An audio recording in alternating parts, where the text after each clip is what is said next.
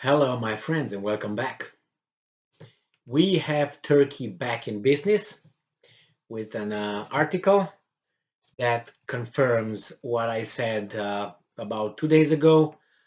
How the depiction of Turkey and President Erdogan will evolve or devolve. So, as you know, Erdogan being who he is, the president of Turkey, and he's very, very independent and strong-willed and a tough guy, which he is.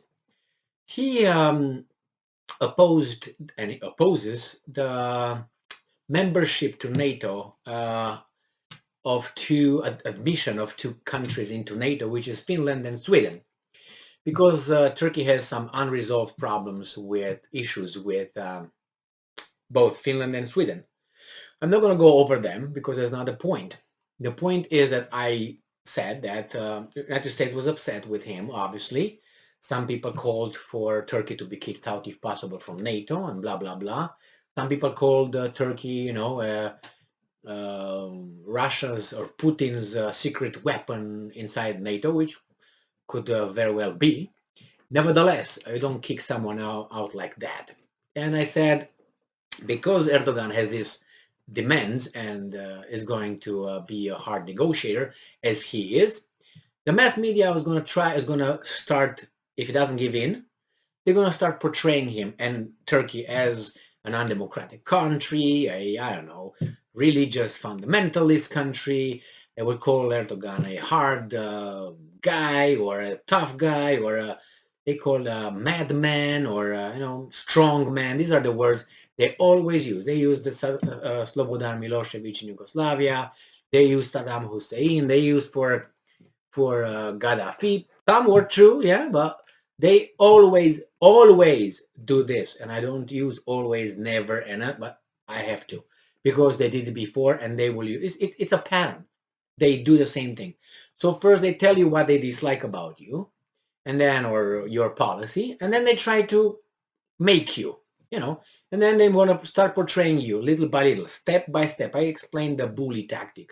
If you don't smack the bully at the first attempt to bully you, then it's going to come back with a higher demand and higher and higher. And it's going to be for you harder later to oppose him than it would be at the very beginning. It's like a snowball that gets momentum, gets bigger and bigger.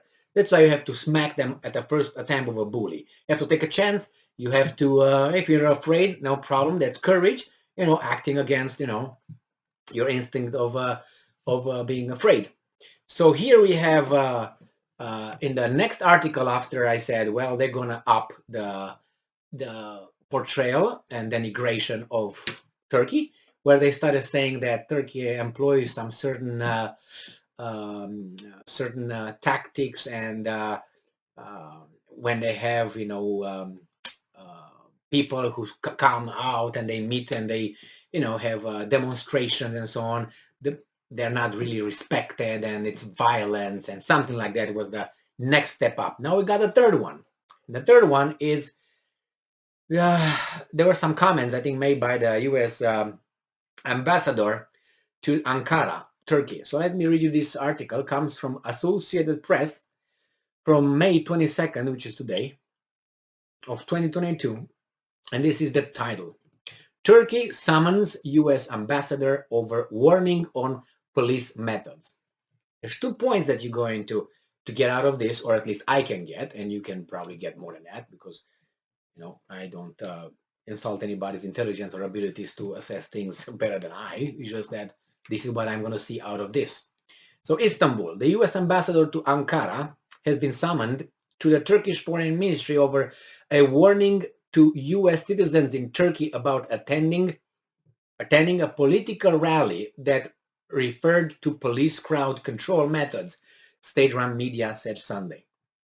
So the embassy posted a message, the US embassy in Turkey posted a message on its website on May 18th, which is actually the time when this guy was starting making comments that the Finns and the Swedes should not even bother to come to Turkey to discuss, ahead of an Istanbul rally for the opposition People's Republican Party, or CHP, on Saturday evening.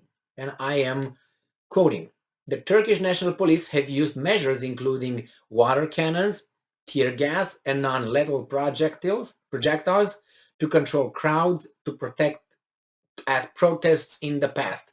The alert to U.S. citizens in Turkey stated, and I'm quoting again, there is a strong possibility similar measures will be employed at this demonstration.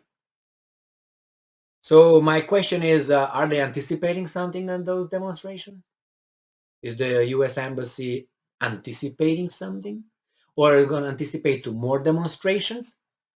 And that one thing, and the fact that they assess the situation. Now, between you and I've seen in many civilized countries the same tactics that are mentioned here for crowd control. Water cannons, tear gas, and non-lethal projectiles. I saw that in France. I saw that in Israel. I saw that in America. I saw that. I saw that in Russia.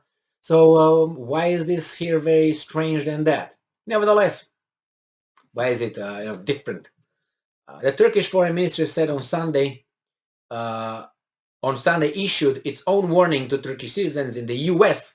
that seemed to mirror the American statement. It said, in the past, live ammunition, electroshocks, tear gas, and violent acts has been employed by U.S. police to quell demonstrations. So the Turks, I'm telling you, are tough people. Foreign embassy in Turkey regularly warn their citizens to avoid large crowds and protests. And he says, the state-run Anadolu news agency, citing unnamed ministry sources, reported that Ambassador Jeffrey Flake was summoned so the Turkish government could express its discomfort, that's quote unquote, over the unfounded allegations in the U.S. warning. Well, I don't know if they were unfounded or not, but on the other hand, they provided their warning. So this is the next step. They start to portray Turkey as an undemocratic, unfree society, and undemocratic society political system. Probably is going to opt towards Erdogan being a semi-dictator, and all that. And they will come with some human rights violations over there. They will start probably with the Kurds. Now, I'm not denying I'm not saying that Turkey is perfect, and neither is United States or any other country.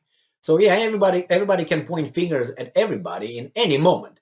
Is the thing that this is the time when Erdogan opposes this NATO thing, where Biden tries to show unity against even Putin. Okay, you try to do that, but these guys have problems to solve, right? That's why there are rules and regulations. They say, no, we have a problem with those guys. We need to solve those problems. What's wrong with that? Well, it is right now something wrong with that, because Turkey doesn't follow the script. The script put forth. He has to say, yes, sir, how high do you want me to jump? So yeah, that's the way it is. So wait for more, and I'm going to keep you updated on Mr. Erdogan, definitely. Because he's going to be called names, and he's not going to give in.